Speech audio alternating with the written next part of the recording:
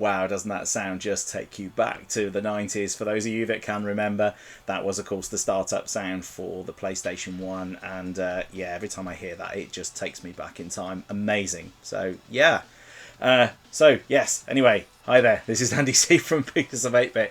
Today, as you probably already worked out, we're going to be talking about the PlayStation 1. Why are we talking about the PlayStation 1? A couple of reasons. One is it's part of my new series of A Month With, which is basically I'm going to be taking a console each month and popping it in the living room, and then that console is going to be my main console for the next 4 weeks alongside my PlayStation 5, Xbox Series X and the Nintendo Switch. So it's going to live in there, pride of place on my TV unit, and I'm just going to play on it when I fancy playing a game, and obviously be playing games from that console and from that era. The other reason, and the reason why I picked the PlayStation as my console of choice for my first A Month With series, was basically that the console itself came out on the 3rd of December 1994, and you don't need to be a maths genius to work out that was practically 30 years ago. So it's a really important date in the diary, and the PlayStation is such an important console, and really sets the scene for a lot of the console games and the market that we see today. It really kind of was a trailblazer. So in this episode, we're going to be talking about a few things. So we're going to be talking about I'm going to give a little bit of a history lesson as to how the PlayStation came to be. Many of you games fans out there will know the history of the PlayStation 1, but we're going to cover it again for those that don't know. Talk a little bit about why it was so popular, what sort of games came out on it, that kind of thing. Then we're going to talk about buying one. So if you really fancy getting back into the PlayStation 1 world and you're not really sure how, I'm going to give you some tips on different things that you can do to get yourself back and into that world and immerse yourself in the glory of the PlayStation 1 era. And then I'm going to be talking a little bit about what my experience has been like of owning a PlayStation 1 and having it back in the living room as one of my main consoles. What was it like to use? What were the games like? What did the kids think about it? Is it really worth a revisit and another look in this day and age? And then obviously we'll talk about a little bit about what's coming up in terms of the next month, what console I've picked, which some of you may already know based on one of the videos I've just done earlier in the last week. But we'll talk a little bit about that and also what's coming up in the channel. So yeah, that's probably it really. So let's dive straight in with a little bit of a PlayStation 1 history lesson and let you know how the PS1 came to be.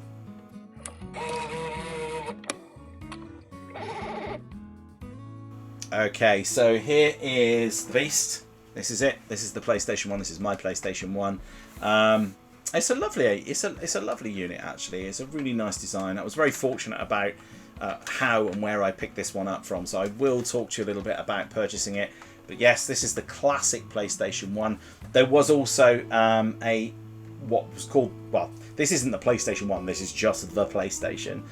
There was something that Sony did around the time that the PS2 was coming out. They did a sort of reimagined version of this called the PS1, which was a small sort of white version, really little, quite a smart little unit. Funnily enough, they actually are generally more expensive secondhand to pick up than these. These tend to be a little bit cheaper, these original models. So, but I will talk to you a little bit about this in a moment. So they came with this is actually a DualShock controller. So this one didn't come with a DualShock controller. This came with the standard one. So this is a very familiar controller to anyone who's owned a PlayStation 2 or PS3. And even the PS4 and 5 obviously draw their inspiration from these original PlayStation units. This was the DualShock, which came out sometime later. So this had the sticks on it, and this bizarre analog mode that nobody ever really understood what the purpose of that was.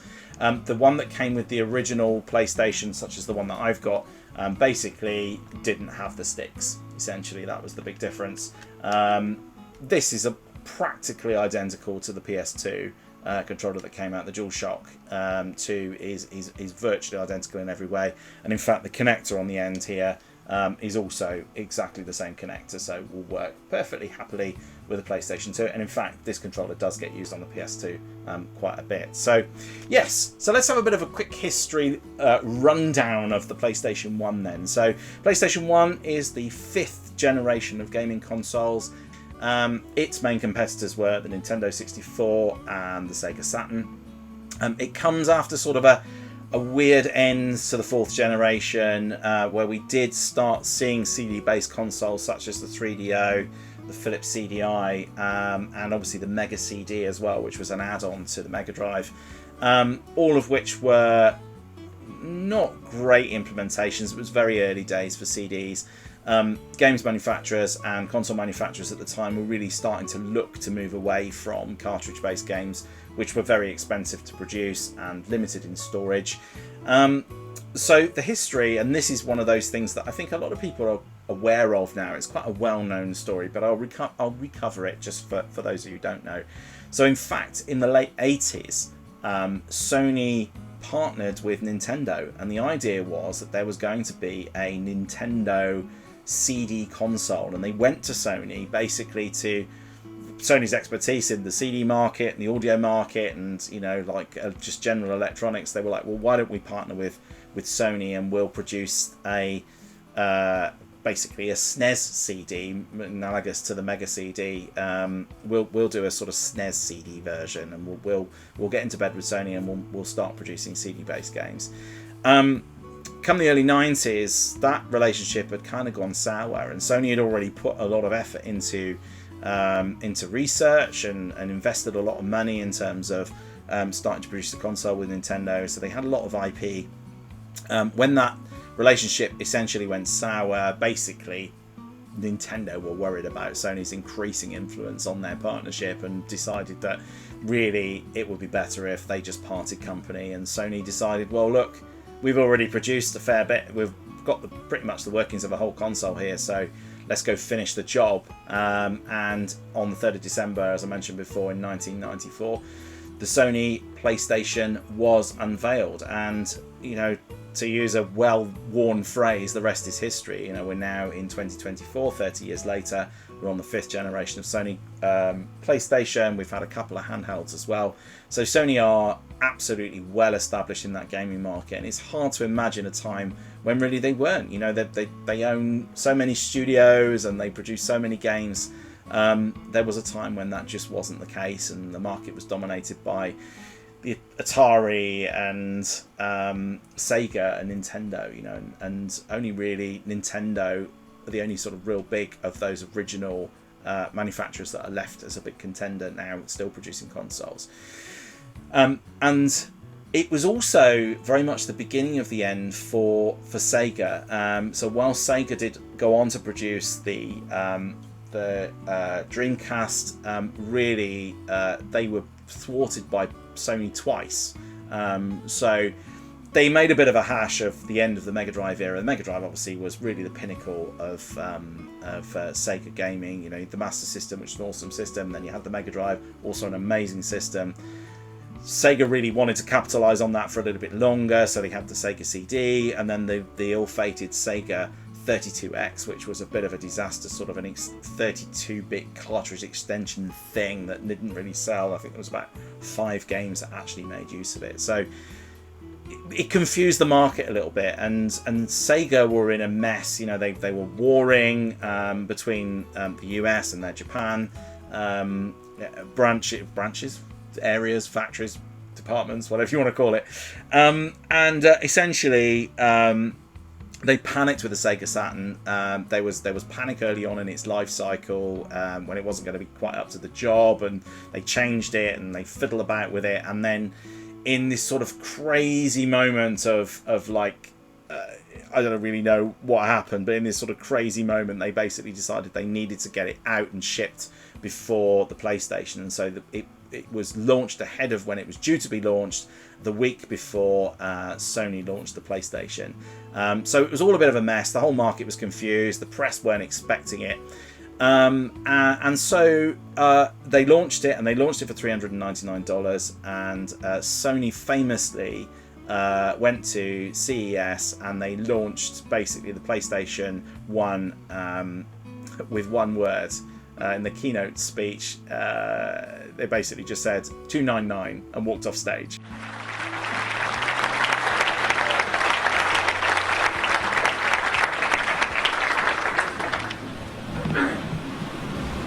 $299.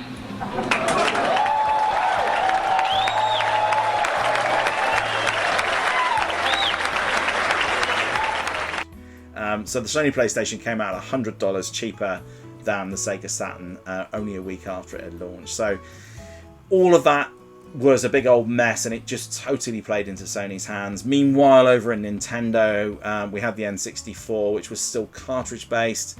The cartridges were ludicrously expensive. I remember them being well over £60 in the UK, which was so expensive for a game back in the mid 90s. And so the catalogue for the N64 was somewhat limited as well, and so the N64 sold well because it was Nintendo, but it had that ludicrous controller which nobody really understood, and so it wasn't Nintendo's best moment. It's not a bad console, and there are people that love the N64, but the PlayStation 1 just it was an open goal really, and so it launched in December 1994 to much fanfare, and they sold 102.5 million units. So that just gives you some indication of just how popular it was.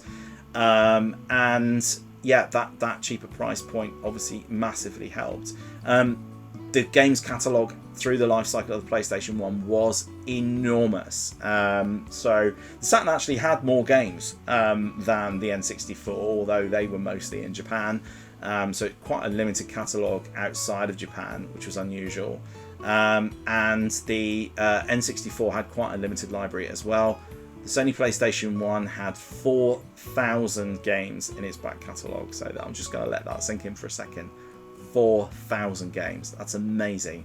So it's not one of those consoles, if you're thinking about collecting the full set, that I would necessarily suggest you start with. The number one seller was Gran Turismo, which was the sort of first of that amazing series of driving simulation games, and they sold 10.85 million units of that alone.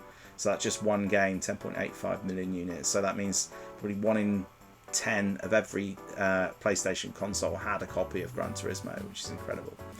So yeah, there you go. That's the potted history of the PlayStation 1. Sony continued to support it really until the sort of early 2000s. There were still games coming out in the early 2000s. So I had Harry Potter and the Philosopher's Stone in, I think it was a 2001 game. So I already got a PlayStation 2 when that game had come out. So there was a bit of continuing support, and obviously that was massively helped by the fact that the PlayStation 2, which succeeded it, had full hardware backward compatibility with the PlayStation 1, so you could use your entire PlayStation 1 library of games on the PS2, and they were pretty much 99.9% supported, which was also absolutely fantastic. So there you go. That was like I say, a potted history of the PlayStation 1 history. So next what I'm going to do is talk to you a little bit about, okay, well, you've enjoyed that history. Well, what would you do if you wanted to get back into that PlayStation 1 era yourself? Where would you start? What would you do? So let's talk about that next.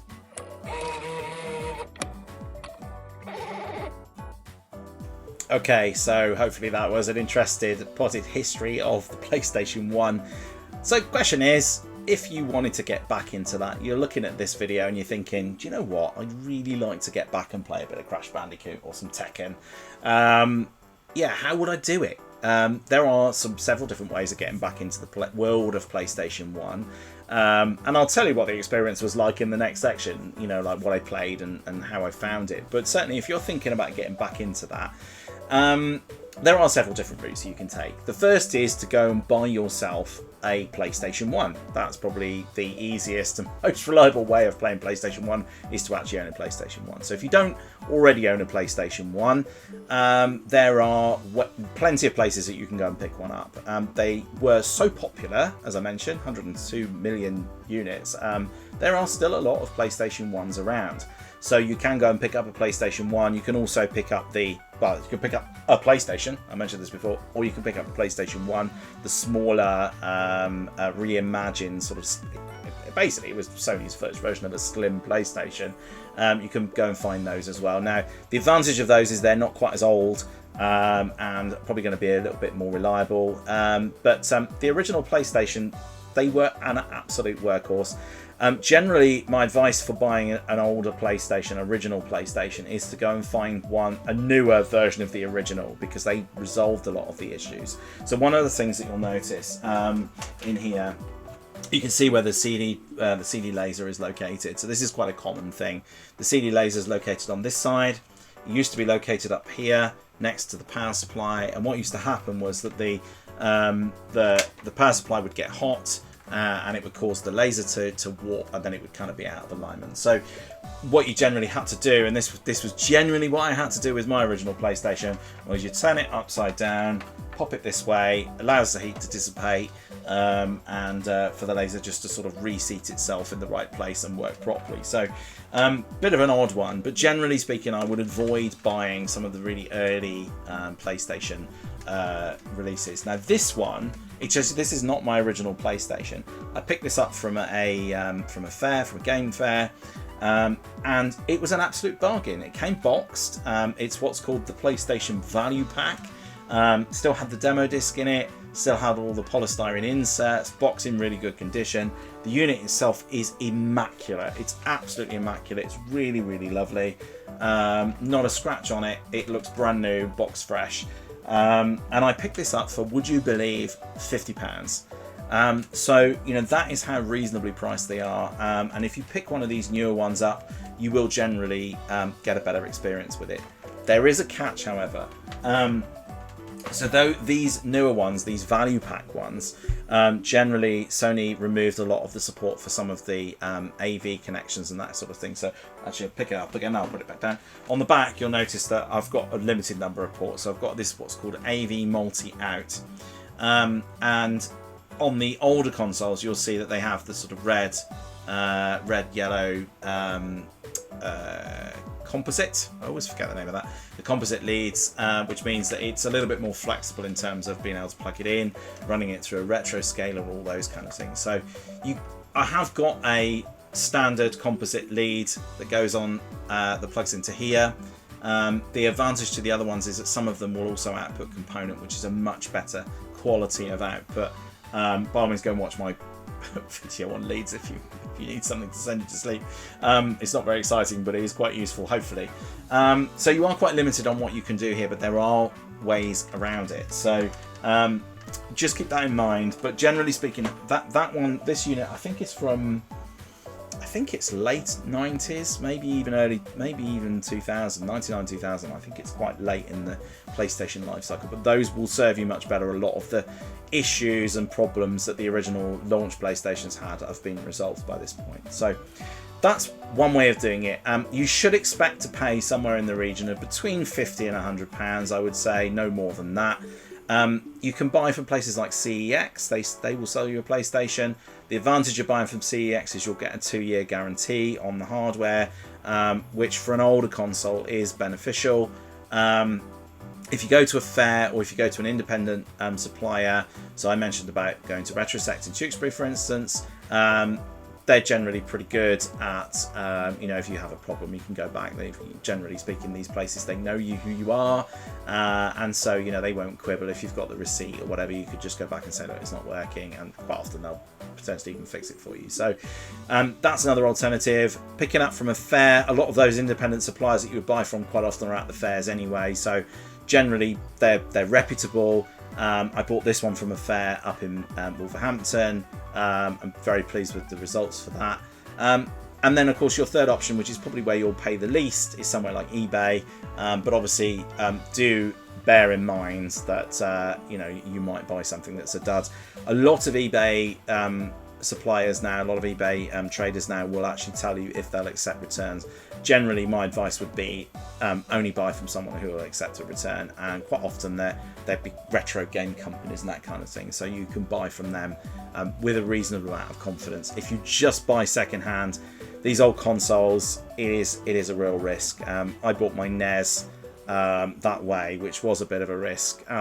It paid off, but you know, if you're, you know, you might pay a bit less money, but you know, you do take the risk that it might be dead on arrival. So just bear that in mind when you're buying them.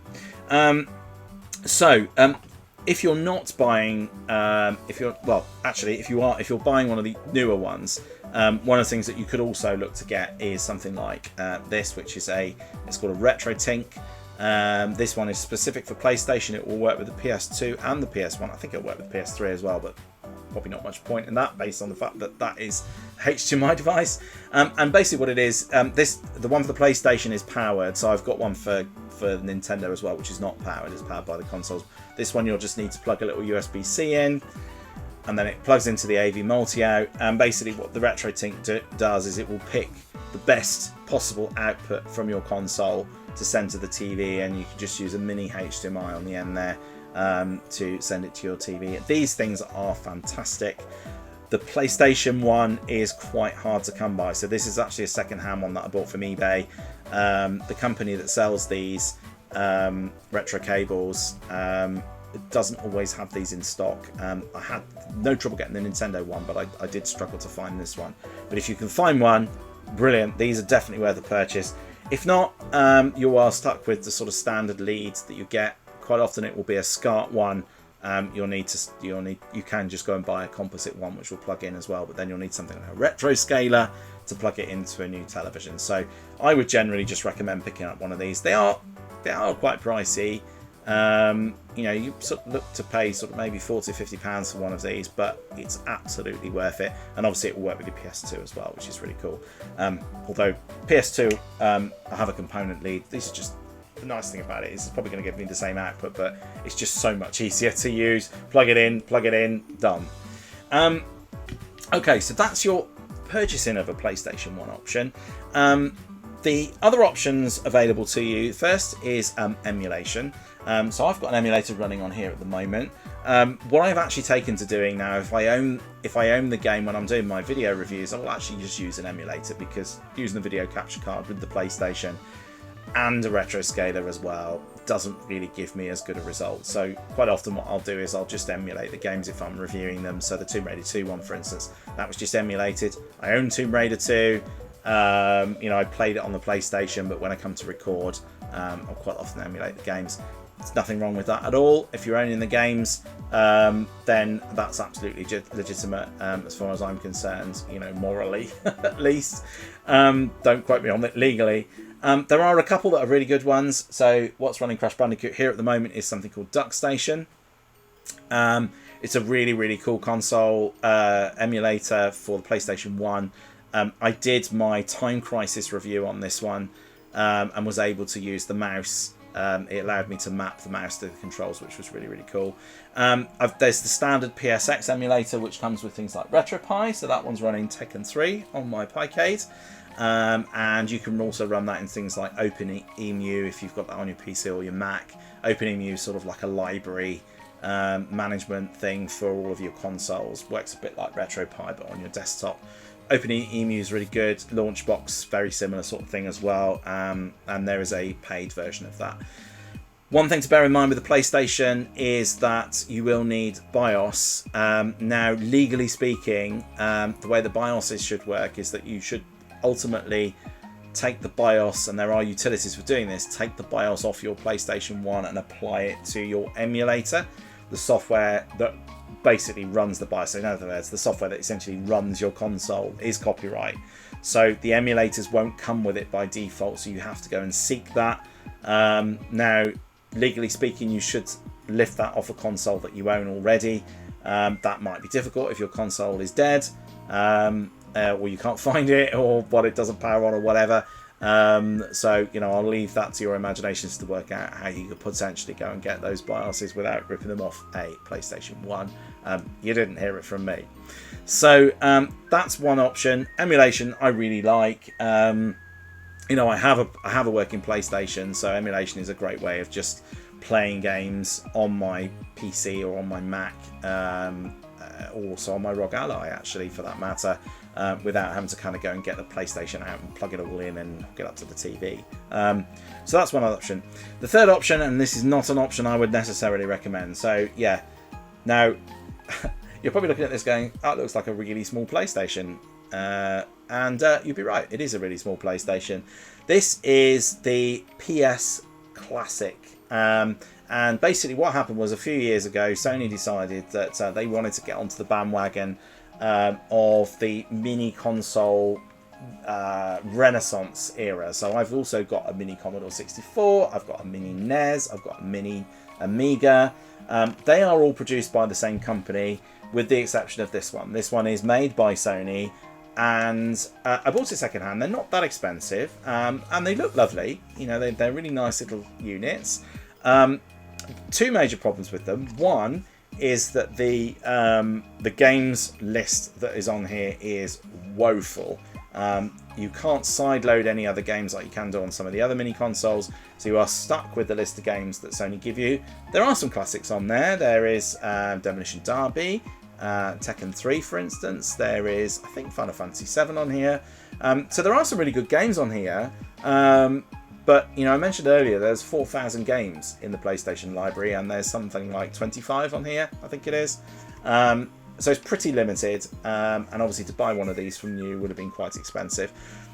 The best thing about this is the fact that the controllers are standard USB controllers. So you get a PlayStation original style controller with USB, and I use those more than I use this. They are super useful. They work even with things like the Evercade that I've just bought, so I can plug one of those into the second slot. I don't need to buy another Evercade controller. They work with that. They're great for emulation. Just plug it into my computer, and they work fantastic for emulation. So that's really cool. The other downside of this that I didn't mention actually was that the lag on this is also pretty pants. I plugged this into the TV, and there is a little bit of delay, which really isn't very pleasant. So it's just enough to kind of cause you a nuisance. I tried playing Demolition Derby on it. Personally, I found it kind of impossible. So, you know, by all means go and check it out. I wouldn't necessarily recommend this.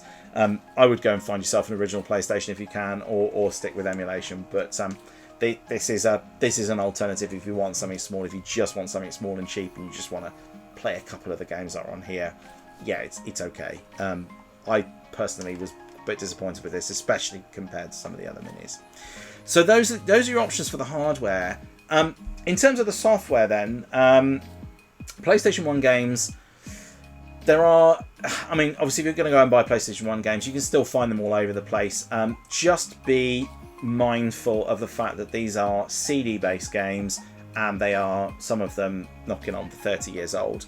And I have found on several occasions now where I've bought an old PlayStation 1 game where the game is just really scratched and doesn't work. So when you're buying games, if you're buying them in somewhere like CEX or an independent store, get them to show you the disc first. Check there's no really deep scratches on there. If it's just superficial scratches, companies like CEX will actually polish those out for you, and I found that works quite well. I did that with a couple of games that I got for the Dreamcast, and that does in a lot of cases just fix the issue. But if there are any really deep scratches in there, just be aware that you might find that the game just doesn't work.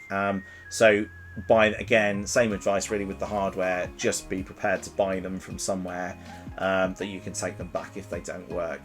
So obviously CEX, obviously a big high street, they're a brand in the UK, they're everywhere. But you know, a lot of companies like trying to think what it's called, CD Magpie, I think. You can find them on, they sell a lot of their stuff on eBay, so you can find a company like that.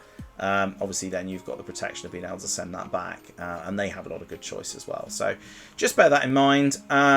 There is the other thing to look out for as well. If you want to buy original PlayStation 1 games, a lot of PlayStation 1 games were copied, so there was a big issue with copyright back in the 90s, so just check that it is the original disc. Sony PlayStation 1 games discs are black, are completely black, so whereas a normal CD will be like quite shiny, a PlayStation game will be black, so you can generally tell that they are the original games if they are that colour. Not always a guarantee, but pretty much 99.9% of the time it will be. And also check the condition of the cases as well. They are very brittle, PlayStation 1 cases, so if you want to get something that's collectible, just check the condition of the case as well when you're buying. So that's game purchasing. So yeah, hopefully that was useful. Yeah, I would definitely recommend going back and seeing if you can find yourself an old PlayStation 1. They are a lot of fun, but more about that in the next section. I'm going to tell you what it's been like to live with my PlayStation 1 for a month. Yeah, let's go and have a chat about that in the next section.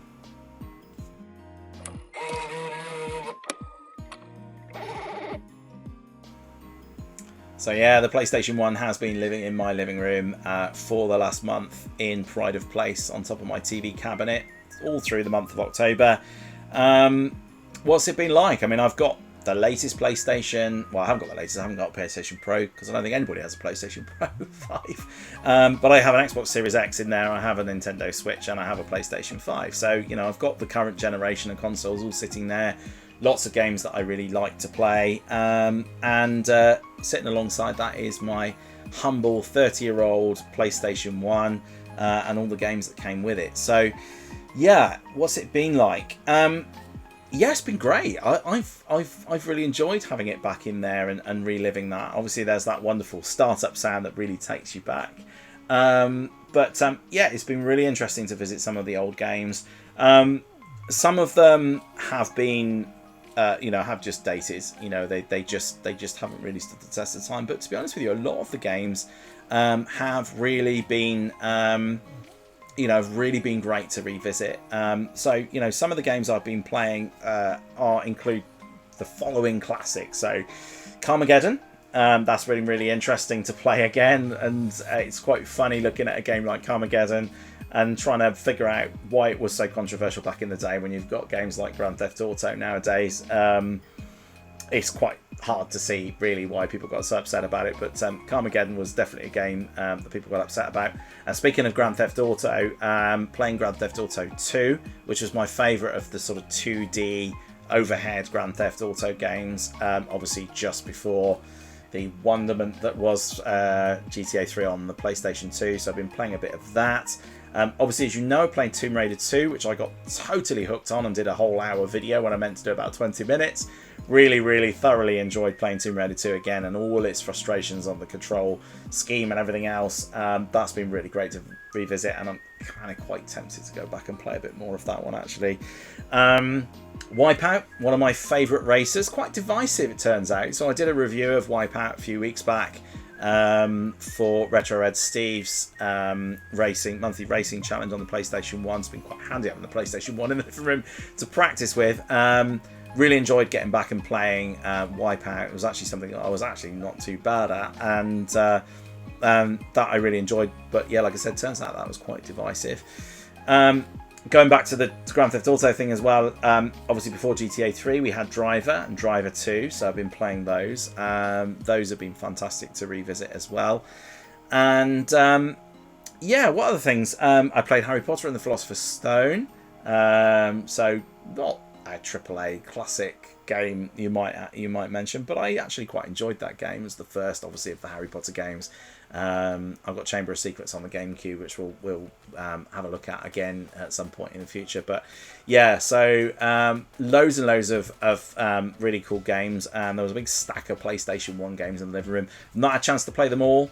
Haven't had a chance to play Tekken 3 actually, or Crash Bandicoot for that matter this time around. Obviously played those games fairly recently. They're just games that I come back and revisit from time to time, especially Tekken 3. I think it's one of the best fighters, certainly on the PlayStation. So yeah, haven't had chance to play everything. Trying to think what other races I played. Obviously played Mil Miglia a little while ago, but that was before the challenge started. Same with Colin McRae Rally also, which I own. I own both of those games. Enjoyed playing those back as well, but that sort of doesn't count because it wasn't in the month. So would I recommend putting it back in the living room for a bit of time just to kind of relive that? Yeah, definitely. The PlayStation 1 is such an important console because I probably should have mentioned this in the history section, but you know, like ultimately, what you got to remember about the PlayStation 1 is that it brought grown-up games to what was now a grown-up audience. And you've heard me mention this before, that I was very fortunate to grow up with the gaming industry in its early years. So, as I was a kid in the early 90s, sort of getting on towards the mid 90s, I was a teenager, and then, in the late 90s I was at uni, so I didn't really want to play some of the kiddie games, that, were on the Nintendo or on the Sega, so especially on the Nintendo at the time. Saw it as a bit of a toy. It wasn't really very trendy to me as a sort of 16, 17-year-old. The PlayStation 1 absolutely was. It brought games to a more grown-up market, which had never really been done before. And as you've heard me mention when I did my review of Wipeout, things like Chemical Brothers, a new soundtrack and stuff like that, this was never done before. And so there was all this amazing sound, these sort of much more grown up, more gritty games, and that was coupled with amazing graphics compared to anything that had been seen before. It was the age of the polygon.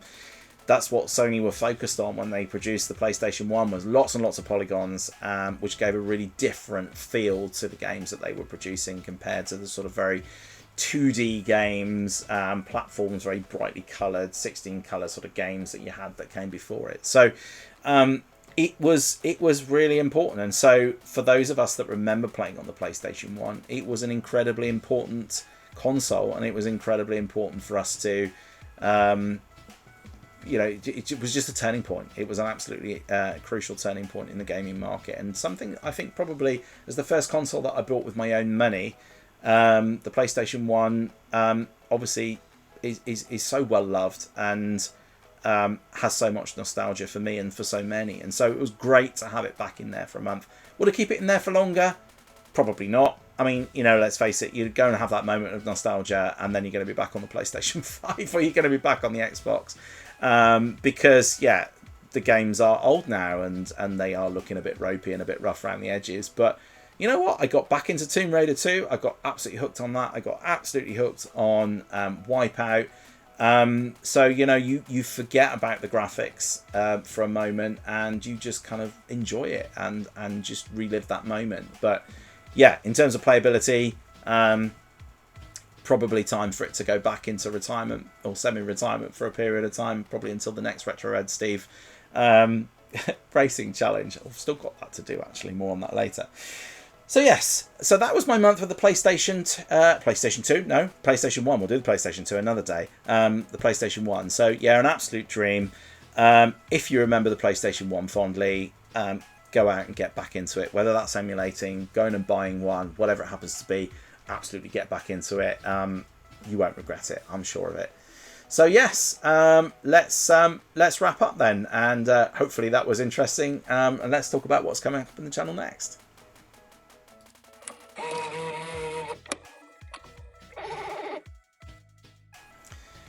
Alright, well, I hope you enjoyed that. It was a long one. I expected this one to be a long one. Unlike the Tomb Raider 2 video that I did, I thought that would be a short one. And then I got hooked, as I mentioned before. I got just so hooked into it, I couldn't stop playing. It was brilliant.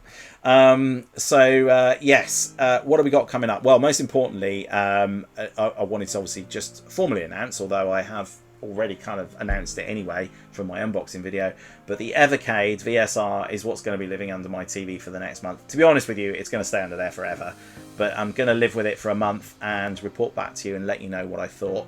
Now, it's not a retro console, I know, but it is a retro inspired console, so it's there to play lots of old games on, and so there's all sorts of things I can have a go with on that. So I'll let you know what it's like and what it's been like to live with and use as a retro console. And for many of you, the prospect of going out and buying millions of lots of old consoles or doing emulation doesn't fill you with a lot of excitement, but you really do want to get back into it.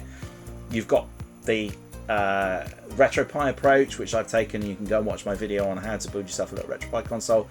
But if you want even less hassle than that, then the Evercade might be something that's for you.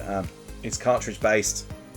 You can go and buy the cartridges, you plug them in, the games work. It's really, really easy. So a lot like the mini consoles, the Evercade is quite a good option for just simplicity. So yeah, I'm going to let you know what their Evercade the Blaze Entertainment's new Evercade VSR is like to live with for a month, and I will report back in December, I guess. Yeah, and then I'll tell you what's coming up next after that. Other things coming up in my channel. So as I mentioned before, I do have Retro Red Steve's. I've got a motocross challenge to do, so I'm going to drag my son Ollie in to come and do that with me. So that'll be in the next week or two. I've only got a couple of weeks to do that before the time runs out, so it'll have to be soon. I'm not going to be reviewing the game. I'm just going to play it and submit my time, so it'll be quite a short one. Yeah, I've got another exciting thing coming up, which I kind of don't really want to tell you too much about. Needless to say, and I sort of alluded to it before, it's kind of related to, yeah, some of the sites like Wish and Temu and AliExpress and what you can buy from there. So that's a bit of a hint as to what I'm going to do, but I'll tell you more about that once all the stuff's turned up, because it's taking frickin' ages. But once all that's turned up, we'll do that. Yeah, I've got some more games reviews to do. So I just picked up a copy of Silent Hill 2 on the PlayStation 5, so I do want to have a look at that and do a bit of a comparison to the original Silent Hill 2, which was an absolute favourite of mine back getting on for probably 20 odd years ago now. So we're going to do that as well. I don't know what order these things will all appear in the channel. Just one other thing to bear in mind, I have started, I'm down with the kids, I have started doing some YouTube shorts and putting them on TikTok as well. Just 1 minute long videos. So I've done my Tomb Raider 2 one, which is literally 1/60th of the length of my actual video. So I've just done a 1 minute playthrough. So I'm going to be doing a lot more of that, just to kind of give you a bit of a preview of some of the longer things. I know, and I'm doing it right now, I know that I do talk for a long time. So my videos do get quite long without intending to. By the time I've said everything, it just seems to be I can't keep anything to less than about 30 minutes. So I'm doing these little YouTube shorts just to kind of like give you a bit of a flavour of some of the things, and then if you want to kind of dive in and watch some of those other things, then you know, you can absolutely do that. But I don't know how often I'm going to get to do it, because I've already kind of committed to doing videos once a week, and it is quite a bind. I enjoy it, don't get me wrong, I love it, but it is a big drain on my time. So doing the 1 minute videos as well is probably going to add some extra time that I don't have. But I will try and get as many of those done as I can. I am going to go back and revisit some of my older reviews as well, and just take some of the gameplay out and pop those into little 1 minute clips for you to enjoy. So that's it. That was a long old ramble. So thank you very much for sticking with me all this time. If you're still with me, well done. Gold star for you. So yeah, if you enjoy these, please do hit that like and subscribe button. Go back and check some of my other videos out, especially my three faves and 3 worst consoles, and see what you think. I'd be fascinated to hear in the comments what you think. Pop some comments in for this video as well. Let me know what you think about you know, my PlayStation 1 thoughts, and if you're thinking about going out and getting one.